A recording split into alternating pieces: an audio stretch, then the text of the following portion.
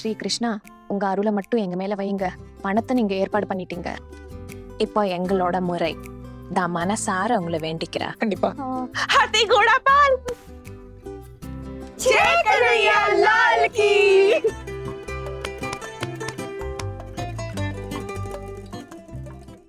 அண்ணி, எனக்கு என்னவோ ரொம்ப பயமா இருக்கு. இதுல பயப்பட என்ன இருக்கு? இல்ல, ஏதாவது தப்பா நடந்துருமோன்னு தான். அட, அப்படி தப்பா நடந்தாலும் உங்களுக்கு என்ன ஆக போகுது? அட, எல்லார் முன்னாடியும் அந்த மருமகளுக்கு தானே அவமானம் ஆகும். அப்போ எல்லார் முன்னாடியும் நானும் பேசுவேன். அந்த சின்ன மருமக தானே முன்னாடி வந்து பூஜையோட பொறுப்பை ஏத்துக்கிட்டா. அண்ணியும் எல்லா பொறுப்பையும் அவகிட்டே கொடுத்துட்டாங்க.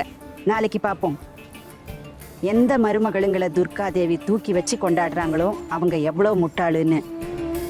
நாளைக்கு அந்த சின்ன மருமகளை எல்லார் முன்னாடியும் எப்படி மன்னிப்பு கேட்க வைக்கிறேன் பாரு. அதுவும் வெறும் மன்னிப்பு மட்டும் இல்ல, எல்லார் முன்னாடியும் தலை குனிஞ்சு மன்னிப்பு கேட்க வைப்பேன். எல்லாரையும் கூப்பிட்டுட்டு எங்க வீட்டுல இருந்து பசியோட போக வைப்பா. எல்லார் முன்னாடியும் அவளை அசிங்கப்படுத்தலைன்னா என் பேரு பூர்ணிமாவே இல்லை. என்ன அண்ணி யோசிக்கிறீங்க? நாளைக்கு என்ன பூகம்பம் வரப்போகுதோ தெரியல. சரி, சீக்கிரம் வீட்டுக்கு போலாம். ஏன் சீக்கிரம் போகணும்? நமக்கு தான் எந்த பொறுப்பும் கொடுக்கலையே. அப்போ நம்ம ஏன் வேலை செய்யணும்? நம்ம ஜாலியா அவங்க படுற கஷ்டத்தை வேடிக்கை பார்ப்போம். ஆமா அண்ணே, இப்போ வீட்டுக்கு போய் எந்த வேலையும் செஞ்சிடாதீங்க. உங்களுக்கு தான் ஏதாவது செஞ்சுக்கிட்டே இருக்கிற பழக்கமாச்சு. இல்ல இல்ல அண்ணி, நான் எதுவும் செய்ய மாட்டேன். யாரு பொறுப்பு ஏத்துக்கிட்டாங்களோ அவங்களே பாத்துக்கிட்டோம். அப்புறம் அண்ணி ஏதாவது கேட்டாங்கன்னா ஏரியால இருக்கிற மருமக பொண்ணுங்களை எல்லாம் கூப்பிட்டுருக்கேன்னு சொல்லிடுங்க.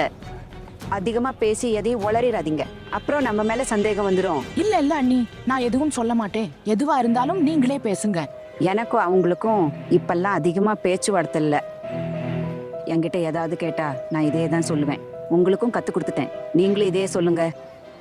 நாளைக்கு அந்த பொண்ணுக்கு ஒரு நல்ல பாடம் கிடைக்கும். நான் பொய் சொல்றேன்னு சொல்ல பார்த்தால என் மேல கொலைப்பழி போட்டால.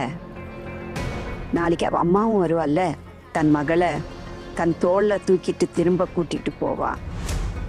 போதும் சாமி, இதுதான் என் ஆசை. இதை மட்டும் நிறைவேற்றிருப்பா. ஹரி ஹரி.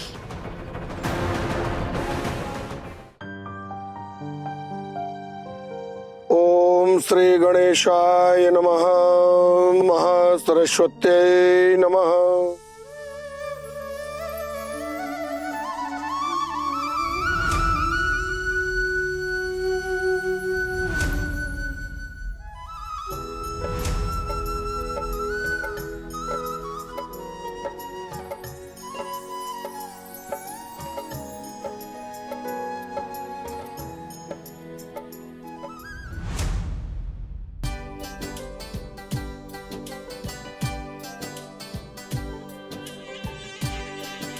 ஹரு, அக்கா, வணக்கம் அக்கா.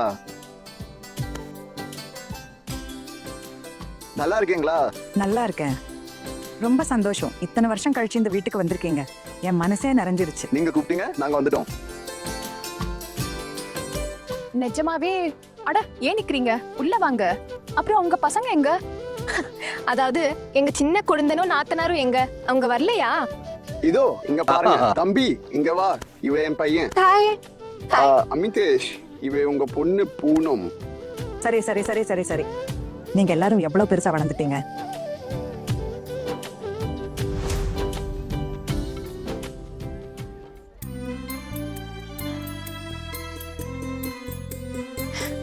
வணக்கம் அத்தை. நீங்க வந்திருக்கீங்கன்றத என்னால நம்பவே முடியல. அண்ணி, இவங்க யாரு? எனக்கு என்ன தெரியும் அண்ணி? ஊர்ல இருந்து வந்த அக்காவோட அண்ணனா இருக்கும். அட அண்ணே, இவங்க பிறந்த வீட்டு ஆளுங்க எல்லாரையும் எனக்கு நல்லா தெரியும். ஆனா இந்த தேவதா பத்தி நான் கேள்விப்பட்டதே இல்லையே. யாருன்னு தெரியலையே. தாக்கூர் அண்ணே. சொல்லுங்க அண்ணே. இங்க வாங்க. இதோ வரேன். இவங்க என் தம்பிங்க தரு, அப்புறம் புருனு.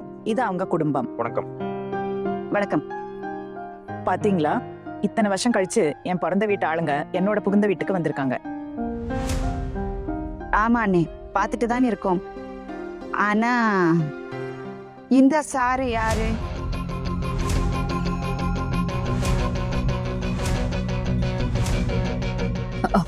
சின்னம்மா இவரு என் மாமா. அத்தியோட ஊருக்கு போனப்போ இவரை பார்த்தோம். வீட்டை தேடி வர உங்களுக்கு எந்த கஷ்டமும் இல்லல்ல? அட இல்ல ஒரு கஷ்டமும் இல்ல. கஷ்டம்னு பார்த்தா அது ஒண்ணுதான், வயசாயிடுச்சுல. அப்புறம் பூஜை எல்லாம் தாம் தூம் நடக்குது. அட ஏன் இப்படியே நிக்கிறீங்க? உள்ள வாங்க வாங்க. வாப்பா. வரும்.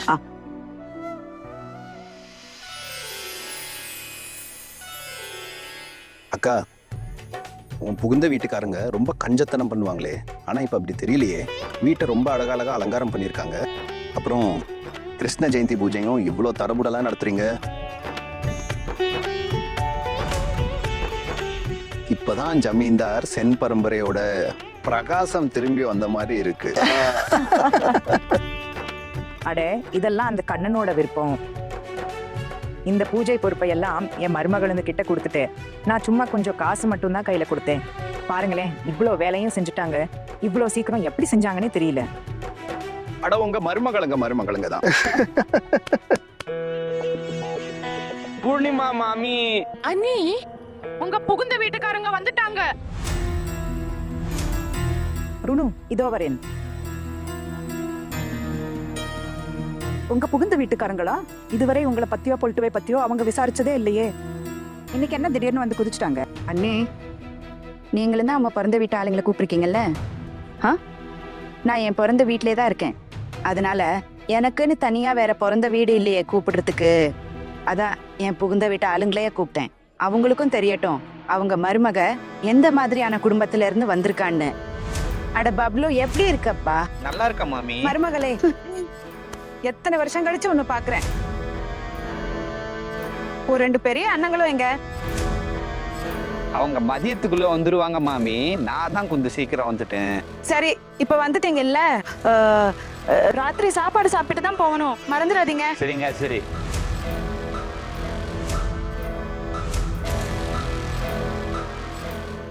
ஏய் சின்னவளே, நில்லு.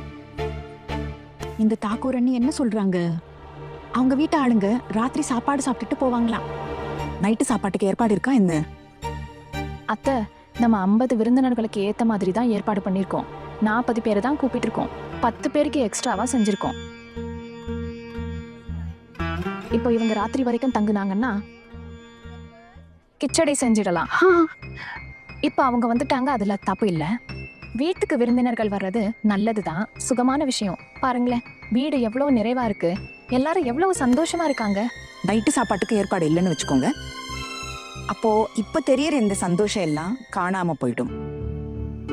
அத்தா, நீங்க கவலைப்படாதீங்க, எந்த குறையும் வராது. நாங்க எல்லாரும் இருக்கோம்ல, பாத்துப்போம். சரி, ஒரு விஷயம் சொல்லு. இவ்வளவு பெரிய அலங்கார ஏற்பாடு, மத்த விஷயங்களை எல்லாம் எப்படி ஏற்பாடு செஞ்சீங்க?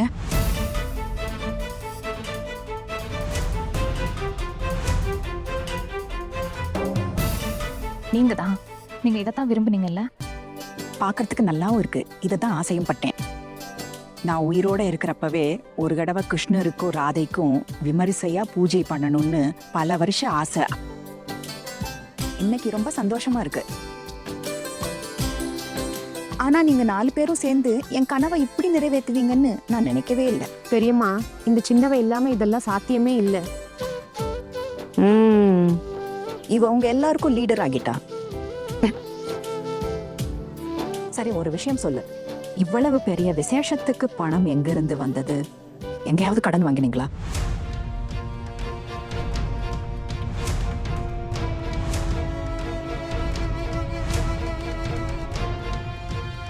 இல்லம்மா, யார்கிட்ட கடன் வாங்க போறோம்? எதுக்கு வாங்கணும்? நாங்க கடன் எதுவும் வாங்கல. அப்போ சரி. மாமி, ஆனா நீங்க சந்தோஷமா இருக்கீங்க தானே? ரொம்ப சந்தோஷமா இருக்கேன். ஆனா அங்க கொஞ்சம் பாரு, வீட்டுல சிலரோட முகம் ரொம்ப அதிருப்தியா இருக்கு.